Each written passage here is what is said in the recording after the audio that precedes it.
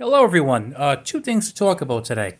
First is I would like to show you my collection of U.S. Silver Eagles in its entirety. Make sure you're sitting back and you're comfortable. Here it comes. There you go. 2022 proof. The only reason I have that is because it was a very generous gift from some people at work, and I like it very much, and I'm glad to have it. Because, believe it or not, I actually like American Silver Eagles. I just don't like some of the fuss and the hoopla about them. I used to have some, but not a huge amount, and I basically ended up selling them and moving on in other directions. Over the years, I kind of started as like a bullion guy, and I've just steadily gone more and more towards the numismatic end, but mainly towards silver and gold coins because I kind of do appreciate the metal aspects of it, but I like things that are a little more numismatic. But enough of that. Don't know how many of you subscribe to the Silver Seeker channel on YouTube. If you don't, definitely check it out. It does a lot of interesting stuff on there, and regularly he quotes different shops online, and he checks out online bullion retailers to see what types of prices they have. Well, there are bullion shops that are selling silver eagles for like $20, $21 over spot. So spot as of today is $25.50. There are actually online bullion dealers selling them for like $45, $46 a piece for a silver eagle. Now, in 2011, I remember them going for like $53, $54 a piece. But keep in mind that when they were selling for $53 or $54, the silver price was like $47, $48, almost $49 an ounce. So that's why they were selling for that amount. So they were basically going for like $4 to $6 over spot price, which I'm fine with. I think that's reasonable. But $21 over spot, it's a little insane.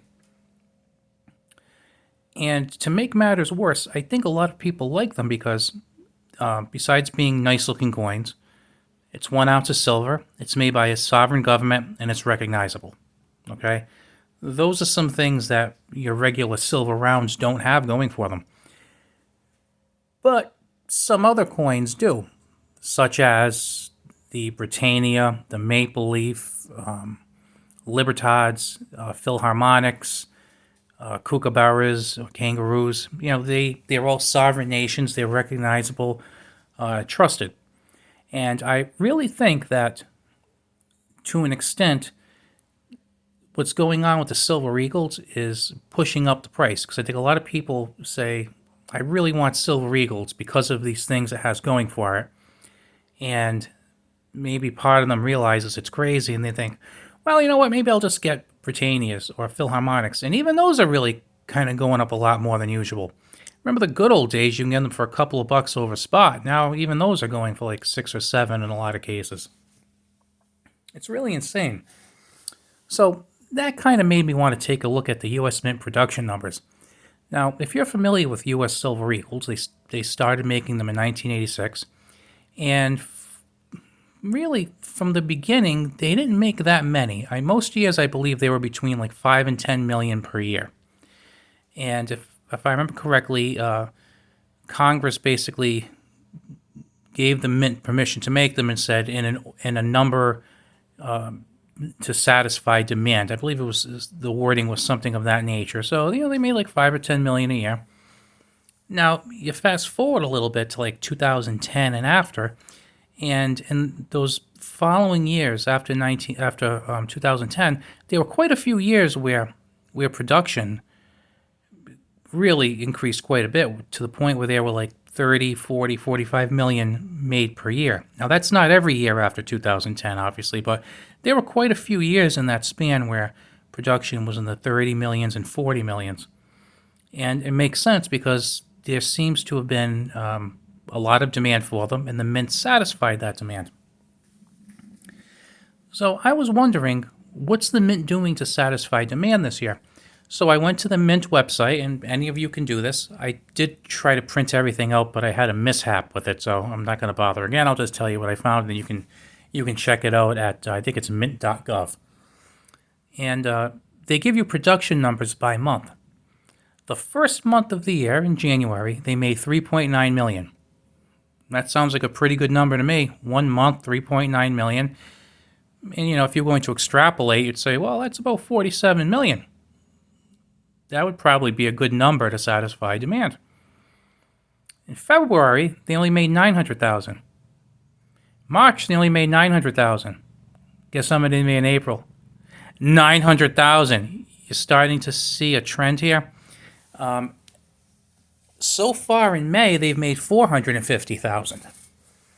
So I find it funny that there have been a lot of years where they're averaging 3.5 to 4 million per month, and then in the first month of January this year, they made 3.9 million. But yet they seem to intentionally have dialed it back. The fact that they made the same exact number of Silver Eagles in February, March, and April, and that, a little less than halfway through May, they're halfway through what they did in the previous 3 months, tells me that they're probably going to do another 900,000 if we're lucky. So in a lot of ways, I feel like there are a lot of things pushing Silver Eagles up. Like we have inflation, we have a threat of a recession maybe coming our way. We have troubled banking system. A lot of reasons why you'd want gold in general. And then, of course, there are a lot of reasons why you'd want a Silver Eagle in particular.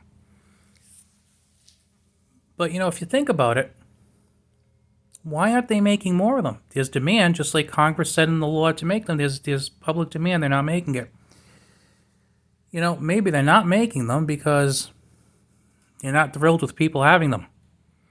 When you think about it, we have FedNow beginning, and if you don't know what FedNow is, it's basically this super fast payment process, which could end up working really, really well with CBDC, which is central bank digital currency. If you're not familiar with FedNow, try reading up on it. It's going live in July. And if you're not familiar with CBDC, that's central bank digital currency. Already read up on that. That's already starting to get its foothold into things. Then you have reporting requirements for handling cash. Over the years, we've had people talk about how we should get rid of large bills, quote unquote, like the 100. Now, keep in mind, we already got rid of all the other larger bills, like, the 500 years ago, getting rid of the 100, because they basically want a fingerprint on every transaction and a fingerprint on every a fingerprint on every asset you have. Well, guess what? If you go to your coin shop and you buy a 1 ounce gold coin, and you give the coin shop owner cash, nobody knows you have that coin. There's no record that you used a debit card or you used Venmo or you used PayPal. No ACH. There's nothing like that. It's just you handing somebody like $30, them handing you some silver, and there you go. That kind of runs counter to the way the government wants things to go, where, we would have, in today's world, everything would be handled, again, by debit, Venmo, PayPal, and everything is traced. Someone does some work for you, well, maybe 30 or 40 years ago, you give them cash. Maybe after that, you'd start giving them a check. Now people are using credit cards, debit cards, and payment companies, again, like Venmo, PayPal, Zelle. Everything leaves a trail. It went from you, it goes to them. Very easy to tax, very easy to follow. And then for certain things, very easy to stop. For example, think about the truck drivers in Canada. People donated money. The flow of money was stopped to the truckers, so we can get those troublemaking people out of there. I say that sarcastically. I was fully behind them. Same thing with firearms. Guess what? Everything has a code on it. Pop a code on firearms and block people from buying things with that code on it. Same thing could also work for bullion. So it kind of makes me wonder if the government really wants people having bullion, and that's why maybe they're moving kind of slow. Now, I follow the market for Silver Eagles and silver more closely than I do platinum, but I'm also hearing that premiums on platinum coins are going up more than they were before. So the platinum coins were never really made in those greater numbers, but I'm hearing that demand is picking up on them a lot, and just like some other coins, Premiums are going up. Well, same thing there. Do they want you having bullion? Because think about it, it could be a means of exchange. If someone didn't want to use cash in the future, if we move to a cashless society, or a society that penalizes the use of cash, or at the very least makes it very difficult, there are quite a few people out there who will take your 90% silver coins, your gold coins, your silver coins, your platinum coins for goods and services. And I think that's something that the government wants to discourage. By making lots and lots and lots of silver eagles, I mean, if you think about it, they're kind of basically undermining themselves and undermining what me and a lot of other people think might be a plan. So it looks like to me like they're doing the bare minimum because, they're making money off silver eagles, okay? And they could be making a whole lot more money off silver eagles and getting that product out there, but they're not. It makes you wonder why. Well, I will leave you with those thoughts.